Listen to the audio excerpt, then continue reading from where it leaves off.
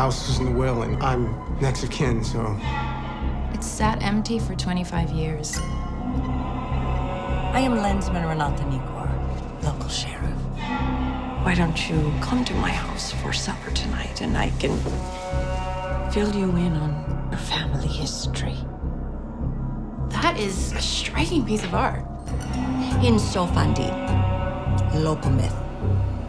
Iceland has its elves, Ireland has leprechauns, the rest of Norway has its trolls, and we have this lovely fellow.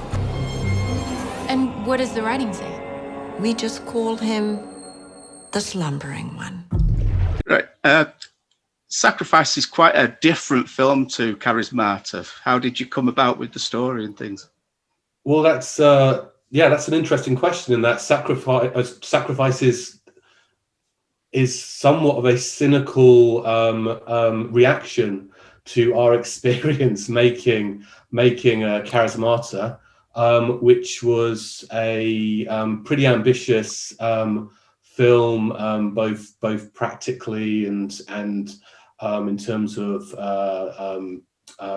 it being quite a unique hybrid genre film. And with after we made that film and we analysed our experience and while we're extremely proud of it, we did think, okay, if we're in a position to make another one after this, let's try and simplify. Let's go for a more traditional horror film in terms of its structure and also in terms of the practicalities of shooting it. That was at its genesis, at least, but that isn't necessarily how things ultimately turned out in the end. Yeah, we were trying to shoot a 2-person cabin in the woods movie, probably in Yorkshire, but we aren't very good at following plans. Yeah, so we ended up shooting in Norway, which is the most expensive country on the planet, with significantly more than just 2 actors and 1 location. That's excellent. What was it like filming in Norway? It was difficult for logistics because it's literally, it was a 7-hour drive from Oslo. So we had to ship all the stuff from London and it arrived 2 days late. So we lost 2 days shooting. So we were completely isolated and that made it difficult. But apart from that, it was great. The locals don't get that many film crews other than James Bond, which was shooting at the same time as we were. But they were really welcoming and really nice. And the extras we had were like super well behaved. They were the best behaved extras I've ever seen. And, I said to Holstein, the line producer, like, which agency did they come from? They're amazing. And he said, no, they're just Norwegian. They were so well behaved and polite. Unlike Thor, who's half Norwegian. Yeah, as Andy says, apart from actually organising a pre-production, which was difficult for logistical reasons. Once we were there, I would say, from a personal point of view, having done quite a bit of work as a line producer, certainly more work as a line producer than as a director. So I'm quite used to putting logistics in place. It was the most straightforward shoot I've been involved in, just because everyone was so accommodating once we were actually there. So yeah, we were extremely lucky in that respect. Excellent. So the opening scene in the bar, it was not based on anything you experienced then, by the sounds of it. Well, I think we've experienced that every time I've been drinking with Tor in London. But yeah, the first draft was set in the UK. So in terms of that animosity, yeah, we've definitely experienced that once or twice. Although it was actually difficult to find a bar because where we were shooting in kind of northwest Norway is the Norwegian Bible Belt, and finding a pub there is not easy. In the one hotel within 30 kilometers of us, they actually had a nightclub downstairs, which clearly, because nobody there likes nightclubs, it had been closed for years, and they just said, oh, you can shoot there if you like. You know, abandoned nightclub, which sounds like a horror movie, but it was quite it was quite well maintained, wasn't it? Absolutely. So are you both fans of folk horror? Because it sort of comes into that genre, doesn't it?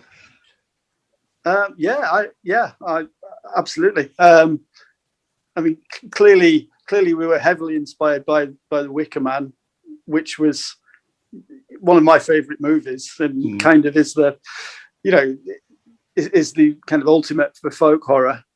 Yeah, and you might have seen, Martin, that we were so inspired by it that we tried to move kind of visibly away from it by going to Norway and shooting it at night. Yeah, I mean, in many ways, the starting point was this idea of trying to create an inversion of The Wicker Man. So on the one hand, we are, as Andy says, clearly inspired by the Wicker Man, but thematically, it's almost the polar opposite.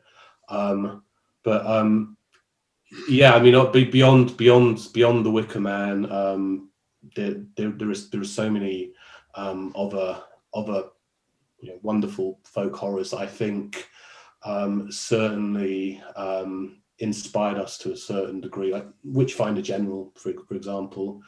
Yeah, we actually very much cynically moved away from filming in the UK because we wanted to distance ourselves from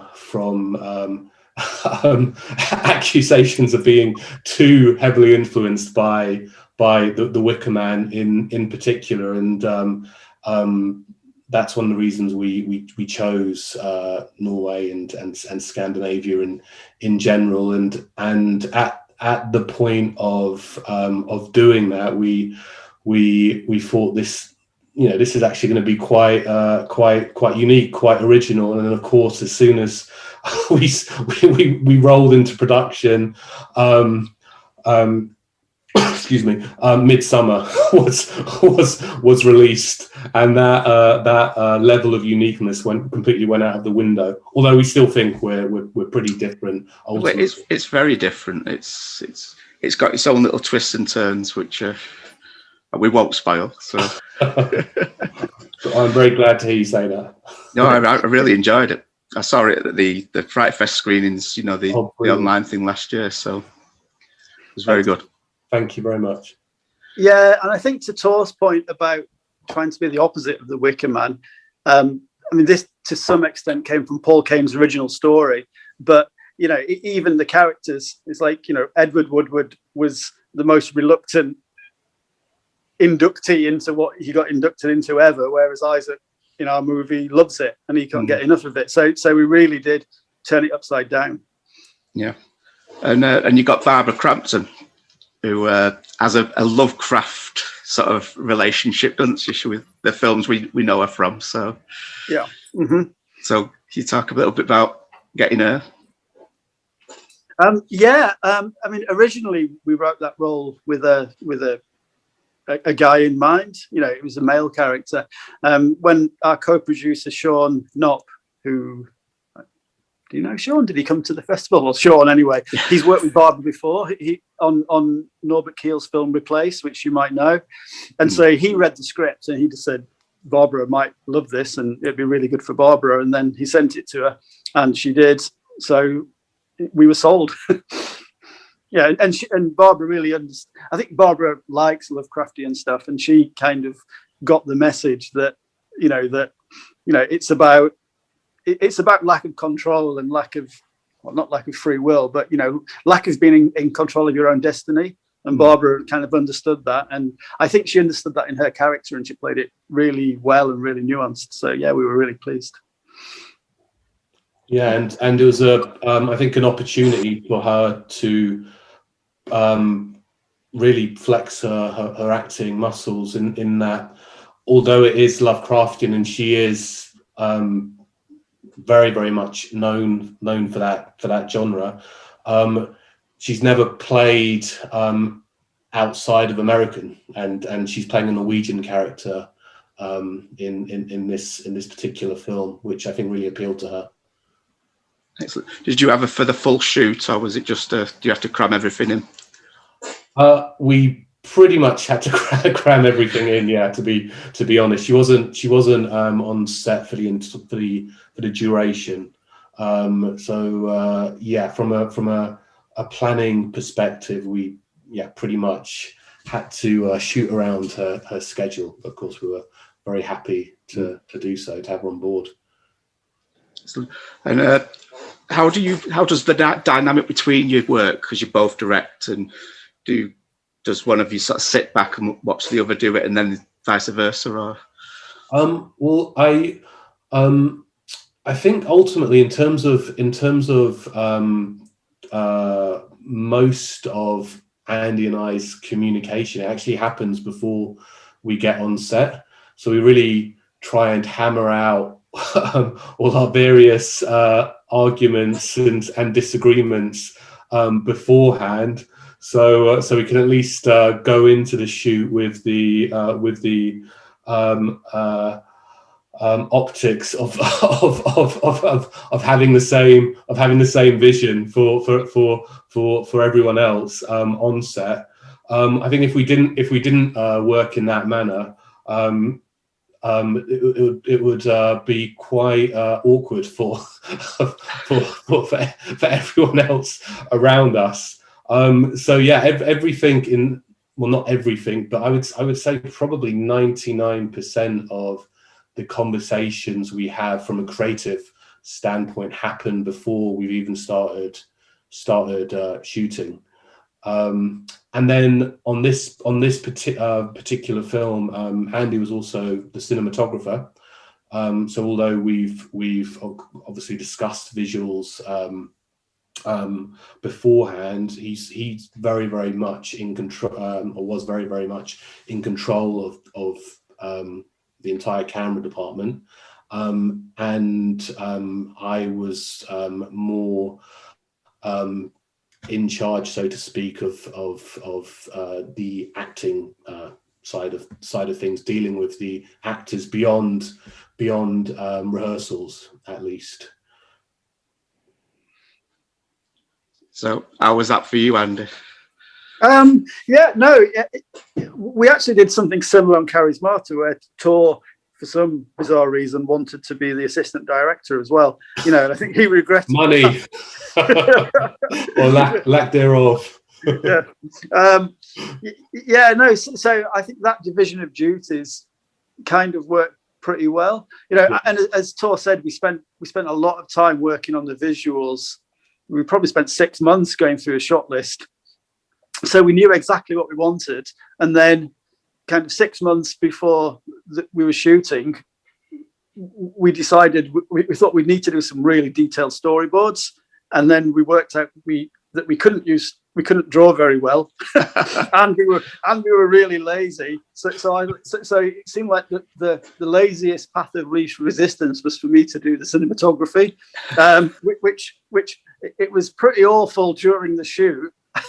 But for the rest of the time, it was much easier than having to draw lots of storyboards. What was your most memorable moment of filming the film? Oh wow, good question.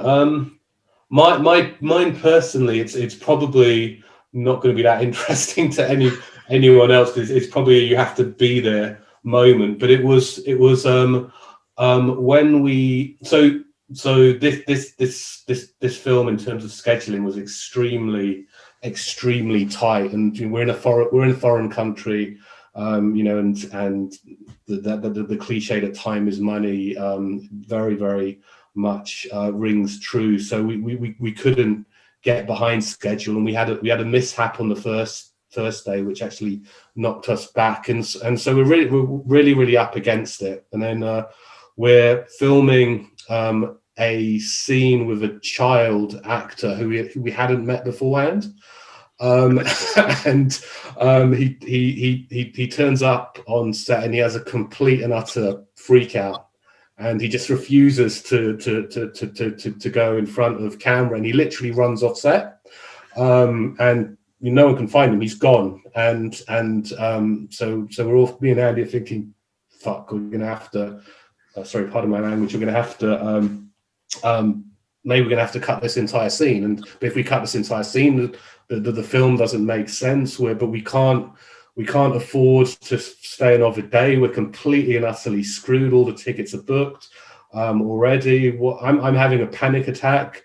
And you have to remember, we're absolutely in the middle of nowhere. It's the opposite of like filming in a normal city, filming in London, which is what we're used to.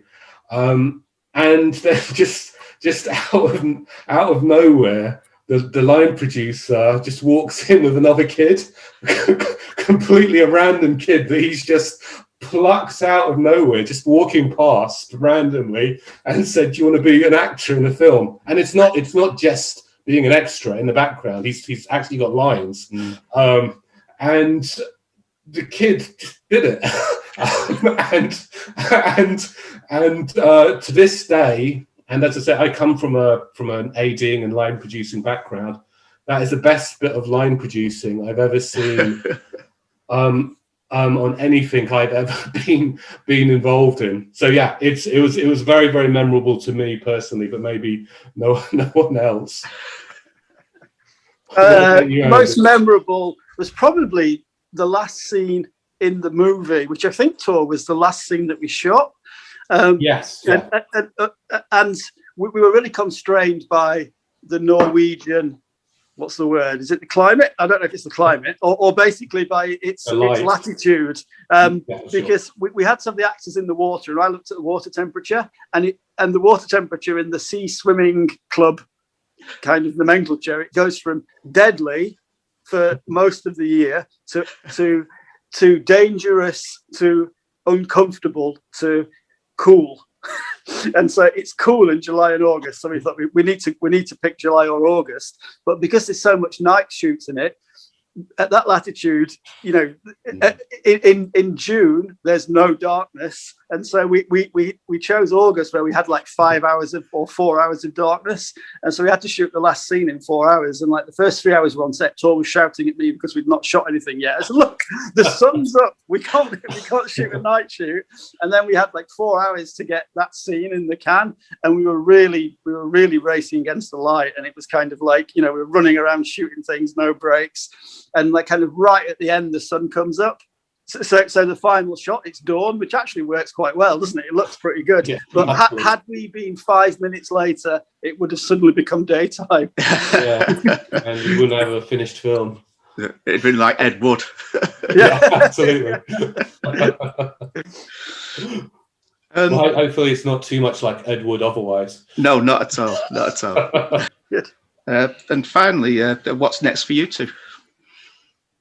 Go on, Tom. Well, we've so much of this, as with most filmmakers at the moment, is obviously COVID dependent. Everything is very, very much in limbo. But just before we had Sacrifice greenlit, we were about to shoot another horror film set in Utah, America. One that's quite difficult to describe. It's Andy might be able to offer a more dynamic pitch than I can, but it's essentially a homosexual zombie western. Which I think that sounds fairly dynamic, and we're hoping to get that back off the ground. That's at least the intention. Well, good luck with the film, and I'm sure the release is going to go really well. Thank you so much, Martin. Really appreciate it. No problem.